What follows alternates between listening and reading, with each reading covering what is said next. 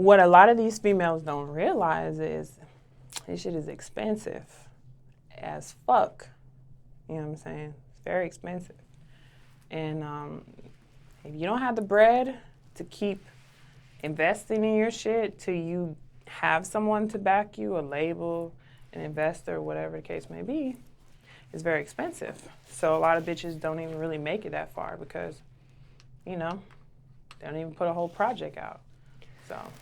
Let me ask you this, when it comes to that, how many years or how much time do you think you've spent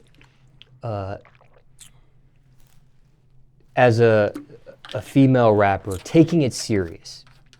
True. Yeah. Because I know you started rapping and getting into music when you were really young, but professionally, taking it serious, how much time do you think it's taken at this point? So when I was between the ages of like 19 and 21, I had this road manager, and he was already plugged in with a major artist, and his artist was on tour. So he wanted to basically put me on paperwork, but it was like, let's do this management thing. Let's see how we mesh before, you know, I do anything with you. So he's booking me. I'm opening up for like big artists like Sizzler, Beanie Man. Like I'm doing these festivals in Miami, doing these like birthday parties, Sweet 16, like flying to Cali, getting a bag. And everything was cool until I found out that he was fucking me over. Like every gig that I got, he would tell me, okay, you're only getting paid X, Y, Z. That would be in the contract, when it was really like 2 times that amount. And then he was already taking his, you know, booking fee on top of that. So when I found out he was fucking me over, I confronted him, okay? And at the time, the dude who I was dealing with, he knew him, like they were cool, but they weren't friends. Like they knew of each other, whatever. And my dude was in jail, and he basically threatened old boy on some like, yo, like, you know, like stop fucking with my girl, like she ain't gonna work with you no more, like just cut all ties. So he had basically sent him this message from jail. Then it had got real ugly because dude was trying to blackball me in the industry. He was telling everybody, oh, don't fuck with her, she's messy, she's a drama queen, whoop-de-whoop-de-whoop. And it wasn't even nothing like that. It was just more so like, okay, you fucked me over, cool, but, you know, let's part ways and keep it moving. Like, you know, and oh boy, didn't want to let go of that. So, like a couple months later, he just started spreading rumors about me and shit, saying he fucked me and I'm this, I'm that, you know, just the usual shit. Just trying to start shit with my dude and drama, but that turned me off from the industry. Shortly after that, I had met this boxer, and he had money. He was, you know, doing his thing, and he had a label, and he tried to sign me to his label. And of course, my mom at the time, she's like, okay, you want the same thing that just happened to you, you know, with this road manager dude, I don't think you want to rush into a situation, you know, where anybody has you, you know. It was a fucked up deal anyway. It wasn't nothing like, I think dude was trying to give me like $80,000 sign-on bonus. It was like a 360, and I don't know, it just wasn't a good situation. Like, I don't know. They wanted like damn near everything, like all my publishing, like just everything. What'd I do? So my mom was like, okay, yeah, let's bring this to an attorney. You have to have this contract, you know, read over, whatever, whoop-de-whoop-de. Make a long story short, the dude that, you know, was trying to sign me to his label, it was a lot of contingencies that came with it. Like, okay, yeah, like I'm gonna put all this money behind you. I'm gonna make you famous. And he had another artist, another female artist. And at that time, she was popping. Like her music, like she was on Billboard, like she was popping. You know what I'm saying? She had popular songs, like people knew her shit. She was popping. So he's like, yeah, I'm gonna put this bag behind you, whoop-de-whoop-de-whoop. So he's like, but you have to be my girl.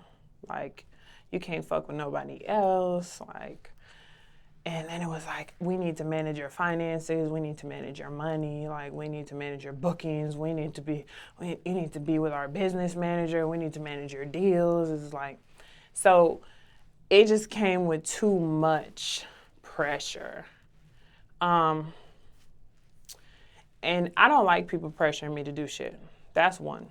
Two, from experience, you cannot mix business with pleasure. It's never a good outcome. It's never positive.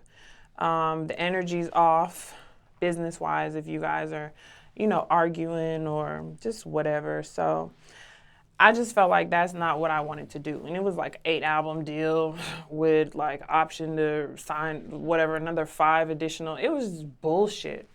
You know what I'm saying? I still have that fucking paperwork. And I keep it just to remind myself, like, bitch, look at this shit.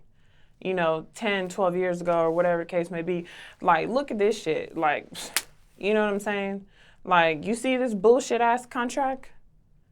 Like, this is your buyer's beware order. Like, this is the shit you need to be on the radar for. Like, bullshit like this contract. And I told myself, like, I made a pact with myself, I'm going to be independent and I'm going to thug it out and I'm going to get it out the mud and I'm going to invest in myself and I'm going to do it until the right situation comes along that I want to. And I want to be able to have more leverage to be able to negotiate my situation too. I want to be able to say, no, I don't like that, can we change the terms and conditions? I want to be able to have, a little bit of say-so in some stuff. So, yeah. Oh, I just cracked my knee. So how much do you think you've spent on your music career at this point? I've spent over 6 figures, for sure. For sure, because I keep my little calculation. I keep tabs. Oh, studio time, bitch, you spent $1,200 Friday night. Saturday, you spent $550 on mixing and mastering. I'm very meticulous. Like, okay, a music video, you spent $5,000 on this video. You got a budget together for $10,000 for advert and marketing just on this one, whatever it is you're doing. I try to give myself a budget per project. Like, I just dropped my album, No Prenup Volume 2, so this is my second one. And it's on every music outlet, like on 300 different outlets. Apple, Google, Tidal, Spotify, it's everywhere. Like, so my plan is to drop my mixtape on May 19th. I dropped my album on April 1st, April Fool's Day. And so, like, I have to sit down strategically and be like, okay. Sometimes I make a budget and it doesn't even matter because you might blow the budget on just like hair and makeup, outfit, accessories. And that was the budget for the whole whatever, you know what I'm saying? And you might have spent that shit on, you know what I'm saying? For one scene or for a release party or whatever the fuck it is, you know what I'm saying? It's not easy to, sometimes you can make a budget and then things that you pre-calculated, they never end up to be what they're supposed to be. Like you might say, okay, well, it's gonna cost me $5,000 to put my shit on this music, whatever. And they might come back and say, well, it's gonna be $7,000 for the month, or you might put a budget together for the DJs or whatever. Your budget might have been $10,000. That shit come back being like $15,000. You know what I'm saying? Radio, please, so. Sorry, I'm thirsty. Now, spending over 6 figures, looking back at your career at this point, has it been worth it, that amount of money? Hell no. It hasn't been worth it as far as the return. That's when I say hell no, that's what I mean. As far as, when you invest in something, you want to break even, you do it for a profit. You do it for a business venture, a partnership, an entity. So the reason why I said hell no is because I haven't seen my return on my music, but like I've been getting bookings for shows, you know what I'm saying? And like I just had this whole thing the other day with like my partner, and I'm like, man, they only want to pay me $1,500 or $2,500, and I'm like, I don't want to travel way the fuck to wherever, I don't know, Alabama, Detroit, because then it's like, okay, if I'm gonna do this booking for this amount, like I need my security flown out, I need my manager flown out, I need 3 rooms, we need a sprinter to pick us up, we need transportation, I need a stipends for food, and then a lot of times like, we're not doing that, woo, woo, woo, woo, woo. And it's like, okay, so I'm gonna risk everything and fly by my motherfucking self to Timbuktu for $1,500, for $2,500 to be in some city. I don't know if a motherfucker gonna try to rob me, set me up. You know what I'm saying? I don't know if when I get to the venue, I'm gonna have problems getting the rest of my money. So where the fuck is my manager? My manager's on the phone talking to you, and my manager should be in your face. Or maybe I need to have some people pull up on you. I don't know, but it's like, I'm not going nowhere by myself. So, I mean, I did it before, you know what I'm saying? And I'm like, that's fucking stupid, bitch. You know what I'm saying? Like, that's dumb. Don't ever do that shit again. And now it's just like, I have too much to lose. Like, my shit is expensive. You know, my luggage, my clothes, my jewelry's fucking, my diamond. Like, I'm not finna go somewhere, you know what I'm saying, where I don't feel comfortable or safe. Like, it's rappers with security and entourages getting they shit took. You know what I'm saying? I'm a female, so it's like, motherfuckers don't give a fuck about you. You know what I'm saying? It's just the reality. They don't give a fuck about us. They just looking at it like, oh yeah, that's a come up. You know what I'm saying? People don't give a fuck.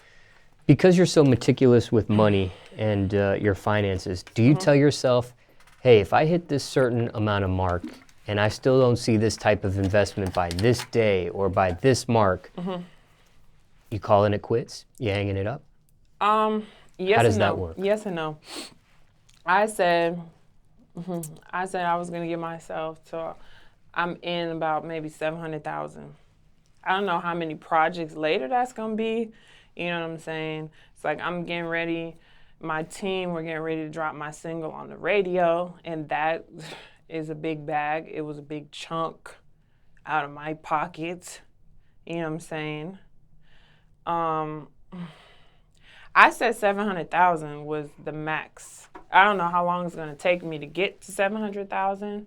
It's not hard, you know what I'm saying? Because like I said, I'm already in it way over 6 figures. So, but I'm not gonna quit. You know what I'm saying? Right now, it's all about strategy. I'm pretty much just trying to finesse my way to where I want to be with the music. And it's crazy because I know a lot of people that could help me. I know a lot of people that are very successful. But once again, the type of bitch that I am, I'm not no begging ass bitch, no crying ass bitch, no clout chasing ass bitch, no dick riding ass bitch, no ass kissing ass bitch. Like, I'm not gonna call nobody I know and be like, do me this favor. You know what I'm saying? It ain't never, oh, we cool, whoop, whoop, whoop, put me on. It's none of that. It's nothing like that. It's more like, okay, you see me here, you see what I'm doing, I've known you for years, whoop, whoop, whoop, you got this situation going on, you got your own label. If you wanted to fuck with me or sign me or even do a joint venture with your label, my label, you could have been did that. But you see what I'm doing and you watching what I'm doing, but you ain't offering your help. So it's like, I don't want your help because I know them same people, they're gonna be hitting me up maybe 6 months from now, being like, yeah, let me get on that remix. Let me fuck with it. It's just a wave. Like, as soon as the world rides your wave, that everybody else jumps on the ship. It's just a whole fucking wave. It's about popularity now. It's about, oh, who's this bitch trying to? That's all motherfuckers worry about. Oh, she's with this label. Oh, yeah, she's with such and such. That's when they jump on, you know what I'm saying? They jump on your clit. They want to be down. Oh, yeah, I knew her. Yeah, I knew her before she started rapping. I knew her when... whatever. You know what I'm saying? I knew her when she was flipping houses. I knew her when she was in the project, whatever, doing hair or just whatever. You know what I'm saying? Motherfuckers always gonna have a story. They gonna come out saying whatever they want to say, you know? So...